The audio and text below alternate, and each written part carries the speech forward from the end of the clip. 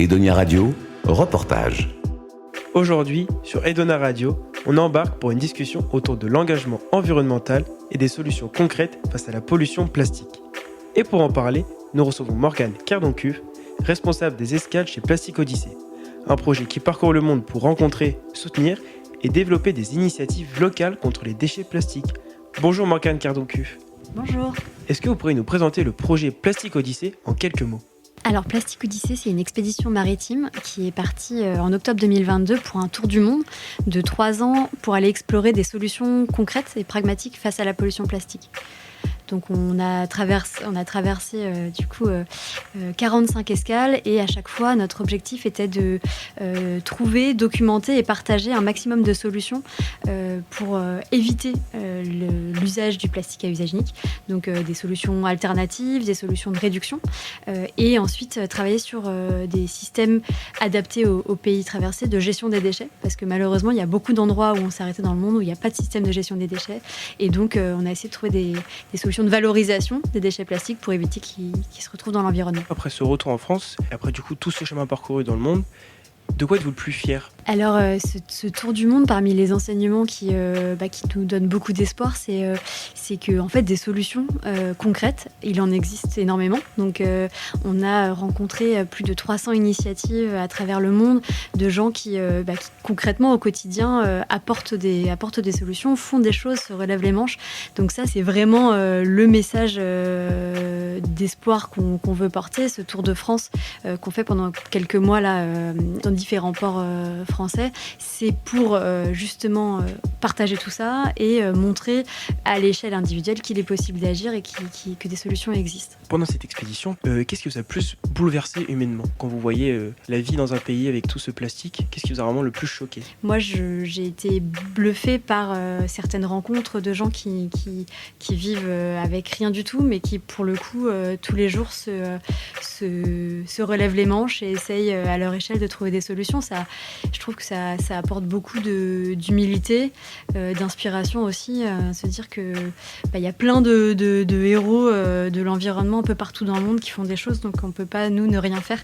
Et ça donne envie de s'engager encore plus dans ce combat. Avant ce tour du monde de 3 ans et demi qui est quand même une longue durée, qu'est-ce qui vous a poussé à venir du coup sur ce bateau et à réaliser ce tour du monde ? Je pense que la première étape pour avoir envie de s'engager dans ce genre de choses, c'est d'apprendre à connaître et aimer l'environnement et notamment l'océan.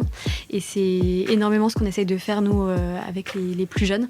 Donc on a un programme pédagogique qui est déployé auprès de pas mal de plein d'écoles un peu partout dans le monde et en France.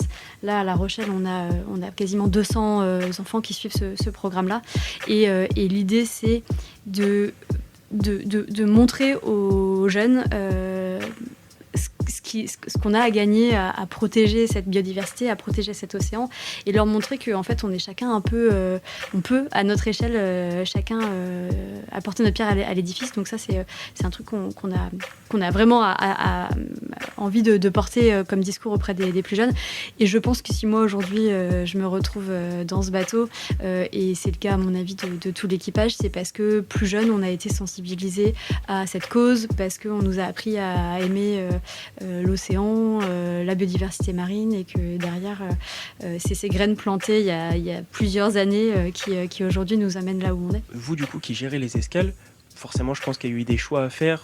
Comment vous avez réussi à choisir tous ces pays ? Quand on a préparé le tour du monde, du coup, il y a 4 ans, on est parti de données. On a croisé des données à la fois de problèmes de gestion des déchets. Donc, quels sont les pays les plus émetteurs de pollution plastique littorale et ça, notamment lié à un manque d'infrastructures de gestion des déchets, couplé à des données de consommation, donc des consommation liée à la population, donc densité de population, etc., en croisant tout un tas de données qui sont disponibles en open source sur toutes les bases de données publiques. En partant de ça, ça nous a permis d'avoir un premier brouillon de tour du monde avec une 30aine d'escales. Ça, ensuite, on l'a affiné en fonction d'initiatives qu'on avait déjà repérées et qu'on voulait absolument documenter, de personnes qu'on voulait rencontrer ou de situations un peu spécifiques qu'on a voulu aller voir de nos propres yeux. Et par rapport à ce cheminement, ce cheminement idéal, on a ensuite enclenché tout un tas de démarches pour pouvoir se rendre sur ces pays d'escale.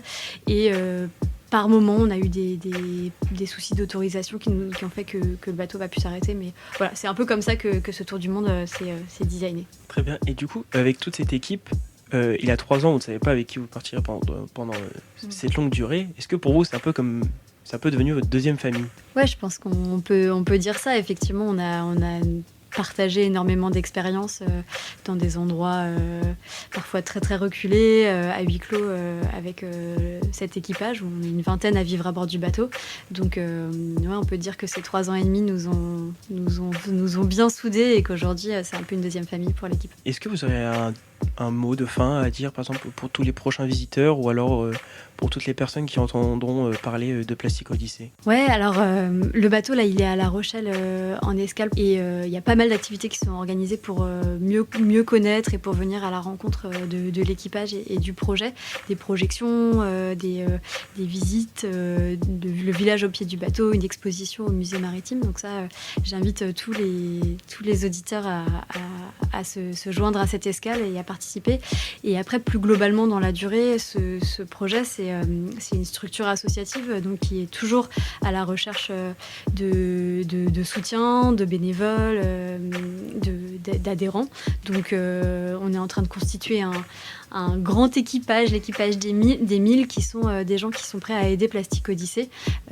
Donc ça, toutes les informations sont disponibles sur le site internet, mais ça peut être par l'organisation d'événements, par l'organisation de projections, de débats ou d'activités sur le terrain. Donc ça, on est très preneur de soutien et il ne faut pas hésiter à se renseigner là-dessus. Merci Morgane Cardoncuff, responsable des escales, de nous avoir reçus. Si vous voulez en savoir plus sur le projet Plastic Odyssey, vous retrouverez plus d'informations sur edoniaradio.fr. Edonia Radio.